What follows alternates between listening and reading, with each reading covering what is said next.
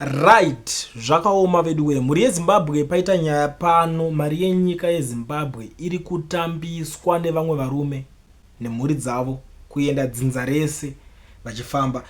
Nyaya ndasangana nayo panapa muri yeZimbabwe ari masikati ano haina kumira zvakanaka, haina kujeka. So zvatasangana kudai so tanga nekulike this video kana uchiziva kuti ZANU-PF uchaida wakakura nayo. Like this video right now kuitira ZANU-PF yacho iboikane, because zvinhu zvairi kuita iko zvino zvazvekumbotambisa mari yenyika.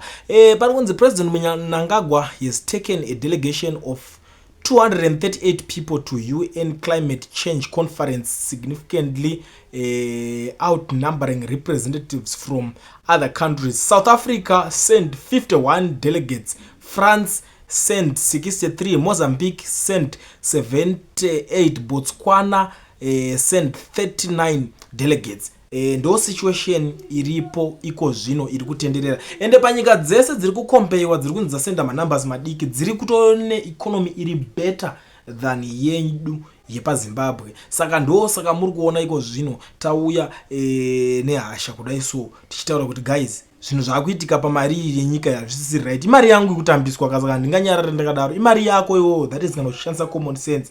Taxpayers money imari yekuti inenge ichibatirwa munhu wese nehurumende, whether you like it or not. Ponotopinda mushopu uchitenga pane mari dzinobatwa dzematax dzinotoenda kuhurumende straight direct, hapana kana chitsotsi ipapo. Saka ndo mari dzacho idzodzo pese pane zvese, any transaction yonoita ndo mari dzacho idzodzo dzinenge dziri kushandiswa dzichiitwa zvese munyika. Saka hama dzadiwa, ameno munoionawo sei nyaya iyi? Munokwanisa ndudzo mucomment section kuti munoionawo sei nyaya yekutambiswa kwemari 238 dzinza rese kutoenda delegation nedzinza on top of that vari kuenda zvavo vachinoflya business class. I don't know kuti kutoziva kuti nini ndauda kufasika ngatingorarama tichingoisa mafootprints kuti tozongonzi takafamba nyika yese pasi rese hatina chatisina kuita. I don't know kuti ndo nyaya dzacho here dzezvinenge zvichiitirwa. Zvakaoma vidwe. Ende tikuona futi imwe nyaya vakakonzeresa zvonu vavatiza vavaenda. Pane mutungamiriri webato rinopikisa rePodemos kuMozambique avo vaVanenzio Mondlane vari kuti vari kurudzira vanhu munyika yavo kuti hey, hama dzadiwa ngatiratidzirei tichivhara mabhodha enyika iyi iko zvino. Vari kugunun'una kuti ma-elections aya vakabiridzirwa. Nyaya iyi tikusangana nayo on VOA Shona yonozikanwa reStudio 7 ndo iri kutaura nyaya iyoyo. Zvakaoma hama dzadiwa, pakaipa ndo nyaya hainini zvanguka ndiri kutoomerwawo nezvinhu izvi kuti vari kuita sei. Kozwa imwe political party ndo yanga iri kudemonstrate ichivharisa mabhodha, imwe yacho futi yakutaura kuti takabirwa futi. SR2 vari kuti takabirwa. Zvakaoma. Nawo ndakuona futi imwe nyaya panapa irimo mudariro pari kubudiswa nyaya kuZimbabwe. I think iko zvine zvavane 50 something hours vasina magetsi. Nyaya iri kutaurwa neZesa Holdings vari kubuda vari kuti Zesa Holdings would like to advise its valued stakeholders that the national power grid is currently experiencing reduced electricity generation capacity due to the technical fault at Wange power station. This has been further compounded by low generation capacity at Kariba power station resulting from low water levels. Our technical teams are actively working to resolve the fault at Wange to minimize the impact of our customers. We sincerely apologize for inconvenience caused. Ndo mashoko ari kubuda. Zesa inika kudherera gairi kuita. Vari kutiudza mastatement yakona Mugabe ekudhara. Zvinhu zvakaudzwa zvakata mastatement akataurwa nguva yana Mugabe. Ende ndiri kuona Fortune Chasi right now is trending on X. Ari kunzi ngaadzoke zvake aiziva zvinhu zvaaita. Ndo nyaya itoripo paground iko zvino kuti please Fortune Chasi ngaadzoke, Minister of Energy ngaauye iko zvino. Vamwe vese varipo ava ngavambomira ngavachinozorora mukana zvinowanika munokwanisa kushanda muchizomboita zvamunoita, but Fortune Chasi ari kunzi ngaadzoke. Toziva nyika yangazotongoka nekuti ningi tine grudge naye ambotitadzira zvakati akazodai akadai hakuna munhu asingatadzi. Saka Fortune Chasi ari kunzi ngaadzoke mudariro because anga achitoita zvinhu zviri nane. Vamwe vese ava vari kunzi aita madrama zvavo unongoziva zvemaZimbabwe nzika rinenge ringori I don't know kuti chii chavanenge vachizviitira. Nawo ndakuona Job Scala ari kubuda ari kupindura nyaya iripo panapa, nyaya iri mudariro futi. Job Scala munhu kumuziva mese. Job Scala ndewo uya weopposition uya uzombovharirwa mukati kwenguva yakareba yemahara. Ndio munhu tingati akasungirwa mahara for almost 2 years. Saka Jobs Kala angaona nyaya yanga kutaurwa nevanhu veZANU-PF achitaura kuti haasi kuwirirana naChamisa. So iye abva abudisa foto raakatorwa akamira iye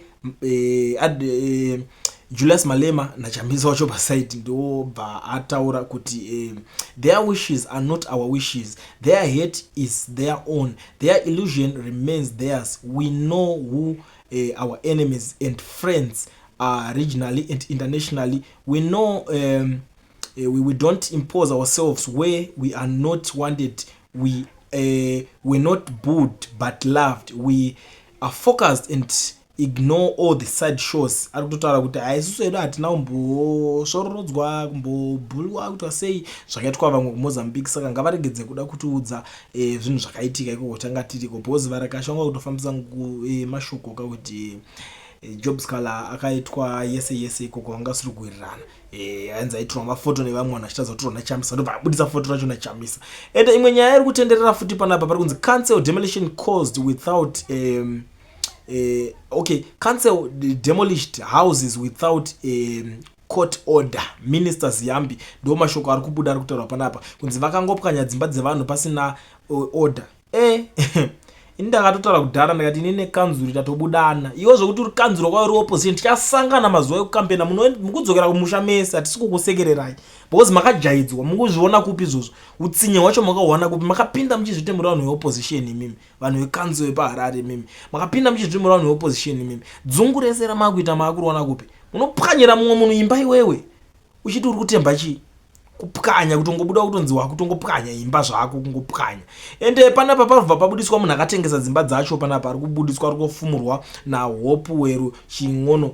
This guy I think zvakatokosha titomisa mutomuono wari kunzi ndiye akatengesa. Pari kunzi meet Spencer Mabeka, the land baron who sold land illegally, lending to properties built on that land being demolished. You also the properties illegally built in Harare being torn down, and also saw how ZANU-PF stepped yesterday to stop the demolitions. Many have questioned why the laws was applied selectively.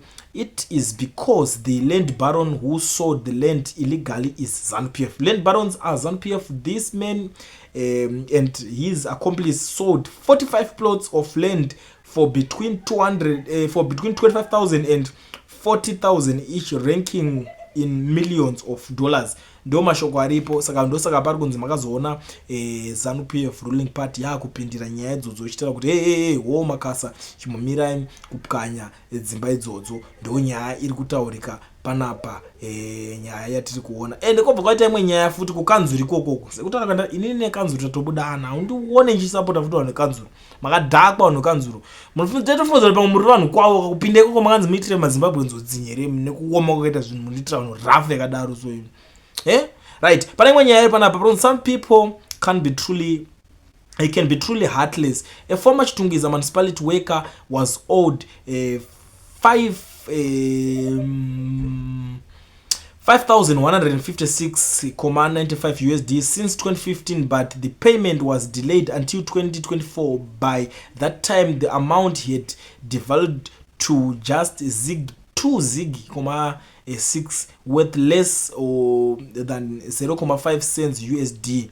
He received the following letter, which reads, "Dear Sir, salary appears owed. Reference is made to your letter dated 15 October 2024. You were owed 156.95 when your contract with council was terminated in August 2015. Please be advised that in February 2019 there was a transition from USD to RTGS at rate 1:1, which meant that 156.95 became RTGS 156.95. Saka utongopuwa 2 zig, something like 5 cents pa 5,000 something USD. Muchingoti muri kuma office kubasa vese gavadzingwe basa vane utsinye, atidi kusekerera zvinhu zvakadhakwa. Vanhu vekanzuru, I'm sick and tired of you. Mese muri mamero makapinda ikoko muchiti muri kuita chipa pa mese mabva mazoya panapa kuti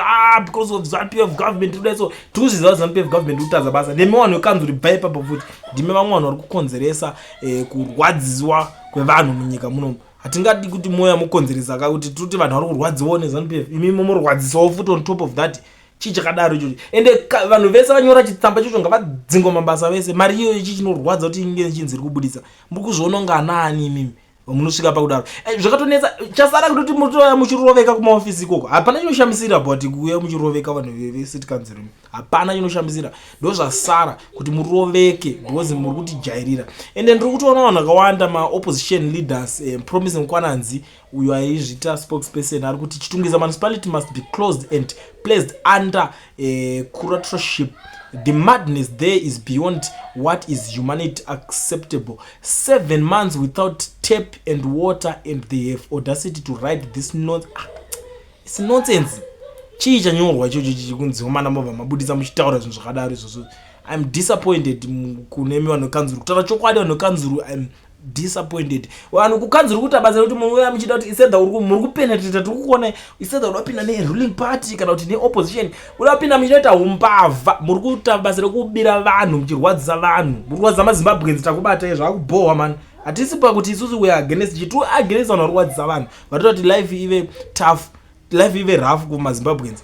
Now tichipedzisa pane kuZANU-PF Midlands iyo iri kuti there is no going back to plans to extend President Emmerson Mnangagwa's term of office despite him saying that he will step down in 2028.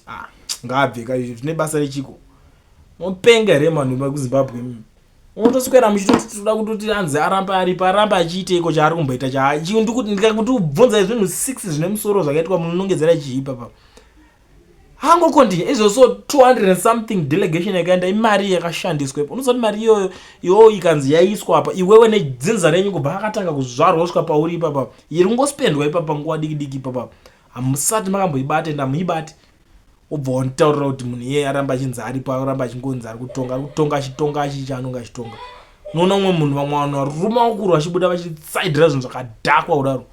I'm sick and tired of this nonsense handisi kuda kana kuzvinzwa imi ukatotaura nyaya yekutoti ndiri kuextend atori right akatotaura kuti inini 2028 ndobva ndabva zvapera ka kutoramba tichingoitirwa zvinhu zvakadaro zvinhu 1 izvozvi vanhu veZANU-PF futi mimi chii munofunga here vanhu vekuZANU-PF bo here mimi mutoti bese pavanhu vese vari koko ndiye chete ari beta pavanhu vese mimi hai vanhu veZANU-PF itaiwo serious mimi musada kuti kutange futi. Anyway, tell me what you think in the comment section. Ndo nyaya dzirimo mudariro ameno munodzoonawo sei.